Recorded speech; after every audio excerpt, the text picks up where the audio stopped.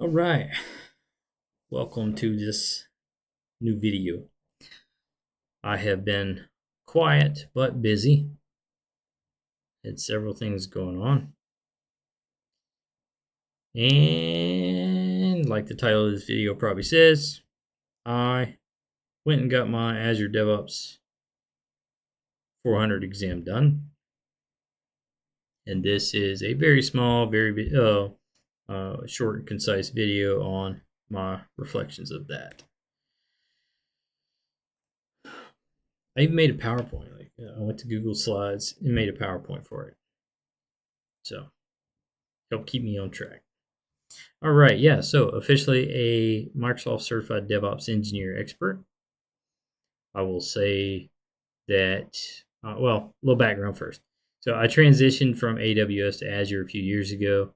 I have worked in AWS for several years. I was AWS Solutions Architect Associate, like in 2018 or 19, and that expired. I don't know if it was before or after I started in Azure, but I guess by the time I was working in Azure, I just decided, I was working exclusively in Azure, and I just was like, I didn't care about renewing. Although in hindsight, I would uh, renew them if I got another AWS, regardless if I was working there or not. Just so you could say that it's current.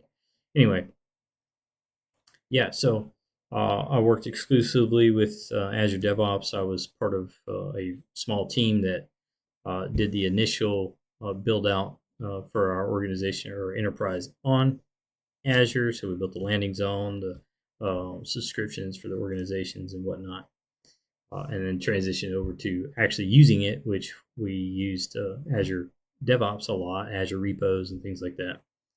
So yeah, had a lot of work in Azure as a good study strategy, as a matter of fact.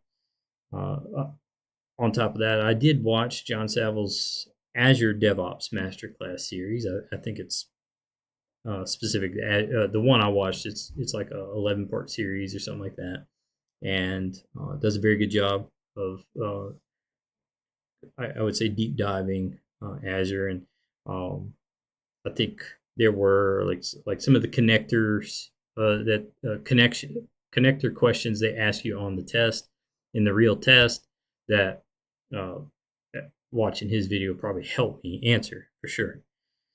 Anyway, this is a double slide. Yeah, I was trying to make that slide, and then I was like, I'll put this in, and I forgot to remove that. Anyway, so I completed the Microsoft practice test 5 times. I basically did a screen record, and I discussed the questions in depth as I went through the test. So the first video of this one was like 3 hours long.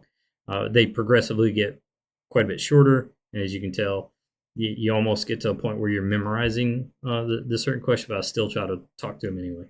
I did that I recorded myself on all 5 of those, and this was over the course of 3 days instead of just 2. That one, maybe it went past midnight or something when I was working on it, but regardless, I didn't cram them all that day. But I watched those videos. I did these tests. I just, I went through them all. Like it shows, I did several there on that same day, and then a couple days later, I think I took the test on the 6th. Yeah, on the night of and the day of, I don't do nothing. I think all I did that day was watch some advanced Git videos, like from the guys that actually built Git. He did I forgot his name. He's done a couple of pretty cool presentations, but yeah, I tried to take it really light those days. Yeah, focusing on pipelines, the infrastructure as code stuff, and the Azure specific configurations in the realm of DevOps that you might run across. Pain points, basically. I think I did double slide this one or on the don't quit halfway through, but I put that one especially here because At some point, about halfway through it, man, I just wasn't feeling it. I just was like, I just want to go home, and you just power through it. And at some point, you see that pass screen, makes you feel a lot better. So questions on GitHub Enterprise integration, like the connector. So there was more than one question about this, and I think the test might be adaptive, where it starts quizzing you on the, like, every time I answered something where I thought it was wrong, I was wrong. I got another question about the same thing. I was like, man, I knew that one was wrong, because I think if they're right, they don't, they just randomly say it. But if they notice that you're weak in that area, they start, targeting that one area. I'm pretty sure that's the way it works. I go through Pearson VUE and I go to a testing center. I don't take them at home. I won't do that. It's too nerve wracking for me to sit here at home and do it. Yeah, so the drag and drop questions, which is what these are, like the 3 steps where you're supposed to drag them over and get them into order and all that stuff. I had a hard time with those. I'm not sure if that's where I went wrong, because they don't tell you, but I definitely don't like those questions. And I don't even know if you get the first one wrong, do you get the are the other 2 automatically wrong? So you're docked for 3. I don't know how that works.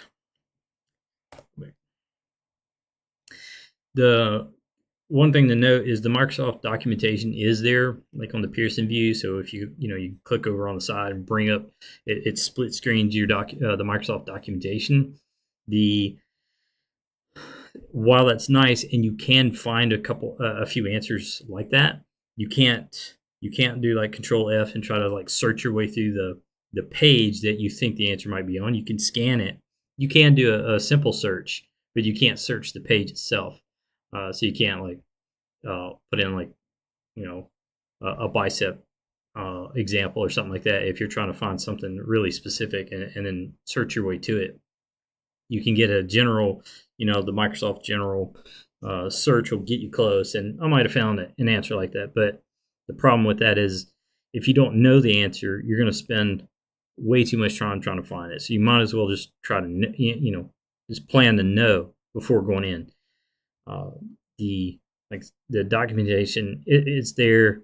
I don't know how beneficial it was, because if I came across, I did notice I was burning a lot of time trying to not even just answer, but validate. Like, you start questioning what you knew just because the documentation is there. You're like, oh, I'm sure it says. I'll look it up. 5 minutes later, you're like,